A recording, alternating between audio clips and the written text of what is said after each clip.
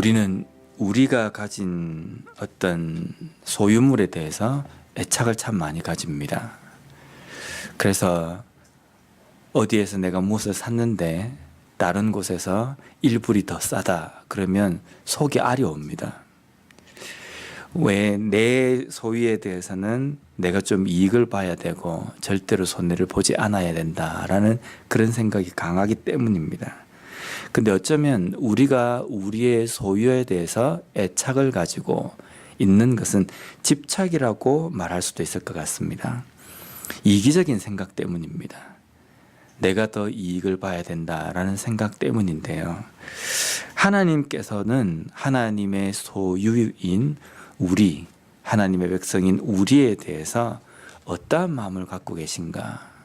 하나님은 우리를 소유하신 우리의 주인으로서 우리를 향해서 단순하게 그냥 집착, 애착만을 가지신 것이 아니라 하나님께서는 하나님의 소유이신 우리 백성들을 위해서 하나님은 예수 그리스도를 독생자로 죽이시기까지, 그래서 구원하시는 그 사랑으로 우리를 보호하시고 또 우리에게 그러한 마음을 갖고 계신다는 겁니다. 그러니까 우리가 우리의 소유에 대해서 가지고 있는 생각과는 차원이 틀린 겁니다. 오늘 본문에도 보면 하나님께서 애굽의 바로왕에게 이스라엘이 하나님의 것임을, 하나님의 소유임을 온전히 선포하는 내용이 나옵니다. 22절과 23절 말씀에 보면요, 너는 바로에게 이르기를 여호와의 말씀에 이스라엘은 내 아들 내 장자라. 내가 내게 이르기를 내 아들을 보내주어 나를 섬기게 하라 하여도 내가 보내주기를 거절하니 내가 너의 아들 너의 장자를 죽이리라 하셨다 하라 하시니라. 이스라엘은 나의 아들이고 나의 장자다 라고 말씀하십니다. 그래서 이 이스라엘 백성들이 나를 섬기기 위해서 만약에 너가 보내기를 거절한다고 한다면 내가 너의 장자를 죽이겠다 라고 이야기하십니다. 장자가 내 것이다, 장자를 죽인다라는 것은 하나님께서는 이 애굽의 모든 그 사람을 다 죽이겠다 이런 표현하고 비슷한 겁니다. 장자는 내 것이다 라는 하나님의 표현은 장자만이 하나님 것이 아니라 모든 백성이 하나님의 소유다라는 그 말씀입니다. 우리가 11조를 드리는 것은요, 10분의 1을 드리고 나머지 10분의 9는 내 거다 라는 생각으로 우리가 10분의 1을 드리는 것이 아니라 10분의 1을 드리는 것은 나머지 10분의 9도 하나님 것입니다 라는 고백입니다. 그래서 우리가 10분의 1을 드리든 아니면 10분의 2, 10분의 3을 드리든 우리가 내가 가진 모든 소유가 하나님 것입니다 라는 이 고백이 담겨 있지 않는 11조는 하나님께 온전한 의미가 없다는 겁니다. 그래서 우리가 하나님께 10분의 1 이것을 드리는 것은 우리의 마음에 담겨 있는 것은 모든 것이 하나님의 것입니다 라는 고백입니다. 이스라엘은 내 것이다 라는 이 표현으로 하나님은 이스라엘의 모든 장자는 나의 것이다 라는 표현을 사용하십니다. 그래서 이러한 약속을 주시고 이러한 언약을 주신 이스라엘 백성들에게 하나님께서는 그 언약의 증표, 표징을 이스라엘 백성들에게 주셨습니다. 창세기 17장 10절에서 11절 말씀을 보면요, 너희 중 남자는 다 할례를 받으라. 이것이 나와 너희와 너희 후손 사이에 지킬 내 언약이니라. 너희는 포피를 베어라. 이것이 나와 너희 사이에 언약의 표징이니라. 할례는 하나님의 백성으로 지켜야 되는 언약과 그에 대한 표징입니다. 그래서 하나님은 여기에 남자는 반드시 할례를 받아야 한다, 이것이 언약이다 라고 이야기하십니다. 근데 이 표징과 이 언약, 이 할례를 하나님께서는 이스라엘 백성들에게만 국한하시지 않으셨습니다. 계속해서 창세기 17장 12절과 13절 말씀해 보면요, 너희의 대대로 모든 남자는 집에서 난 자나 또는 너희 자손이 아니라 이방 사람에게서 돈으로 산 자를 막론하고 난 지 8일 만에 할례를 받을 것이라. 너희 집에서 난 자든지 너희 돈으로 산 자든지 할례를 받아야 하리니 이에 내 언약이 너희 살에 있어 영원한 언약이 되려니와. 이방 사람에게서 돈으로 산 자, 이방인, 종, 그 누구를 막론하고 하나님의 백성으로서 하나님의 언약 안에 있는 사람은 반드시 할례를 행해야 된다고 이야기하십니다.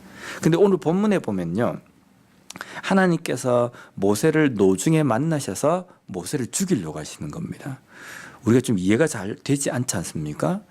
분명히 앞번까지는 하나님께서 좀 가라 모세가 못 가겠습니다 라고 이야기했는데, 내가 너에게 이런 표적을 주겠다라고 해가지고 막 이렇게 잘 타일러서 마치 보내는 것처럼 하는데, 갑자기 하나님께서 노중에 이 모세를 죽이려고 하시는 겁니다. 근데 그 이유에 대해서 창세기 17장 14절에 보면, 할례를 받지 아니한 남자 곧 그 포피를 베지 아니한 자는 백성 중에서 끊어지리니 그가 내 언약을 배반하였음이니라. 할례를 받지 않는 하나님의 백성, 그 백성은 백성 중에서 끊어질 것이다. 이건 죽을 것이라는 겁니다. 왜 죽냐면 그가 내 언약을 배반하였기 때문이다. 내 언약을 어겼기 때문이다 라는 겁니다. 하나님의 언약, 하나님의 말씀을 거역하는 것은 곧 죽음이다 라는 이 뜻입니다. 지금 모세가 애굽으로 들어가서 하나님의 일을 감당하기 위해서 모세가 챙긴 자신의 소유가 뭐냐면요, 아내와 그리고 그의 아들이었습니다. 근데 이 아들을 이 미디안 땅에서 미디안 여인과 결혼을 해서 낳았기 때문에 할례를 행하지 않은 겁니다. 할례를 행하지 않았다라는 이 말은요, 어쩌면 모세가 그의 아들을, 이제 이 표현이 좀 잘 이해해, 그의 아들을 하나님께 드리지 않았다라는 표현과 똑같습니다. 이 아들을 통해서 하나님과 맺은 그 언약을 이행해야 되는데 그것을 이행하지 않고 이 아들을 지금 어디로 데리고 들어가려고 하냐면 이스라엘 백성의 그 성회로 데리고 들어가려고 하는 겁니다. 할례를 받지 않고 하나님의 언약을 어긴 상태에서 하나님께서 언약을 주신 이스라엘 백성들, 출애굽을 시키실 하나님의 백성들 그 가운데에 데리고 들어가려고 하는 겁니다. 하나님의 언약은 행하지 않고 하나님의 은혜를 온전히 은혜 가운데 들어가려고 하는 그 모세를 하나님께서 막으신 겁니다. 우리가 하나님의 일을 한다라고 이야기할 때에 우리가 하나님의 일을 한다는 이것은 절대로 어드밴티지가 될 수 없습니다. 내가 하나님의 일을 하기 때문에 이 정도는 내가 잘못할 수 있지 않을까라는 생각이 은연중에 있을 수도 있습니다. 내가 100가지를 참 열심히 하나님의 일을 하기 때문에 요거 한 가지 내가 실수했다고 해가지고 하나님이 나를 뭐라 하실 것인가. 그런데 우리가 하나님의 일을 한다는 그 위치에 서 있다고 한다면요, 더욱더 우리가 먼저 하나님의 말씀에 순종하는 모범을 보이는 삶을 살아야 된다는 겁니다.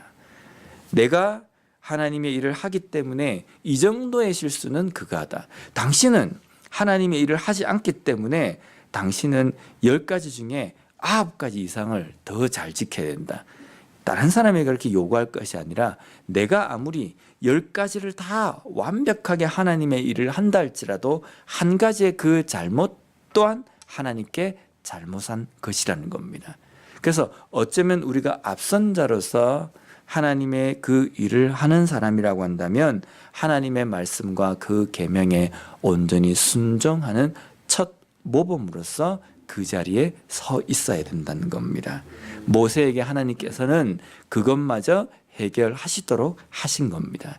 왜냐하면 모세는 하나님의 일을 해야 하기 때문에 그 일에 앞서서 하나님의 계명을 지키는 가장 첫 자리에 서 있게 하기 위해서입니다.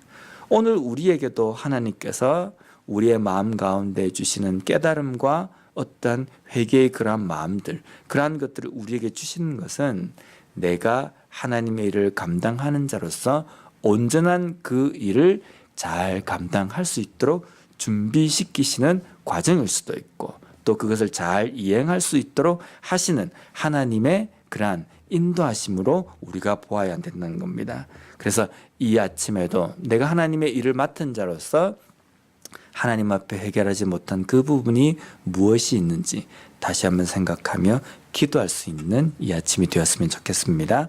기도하겠습니다.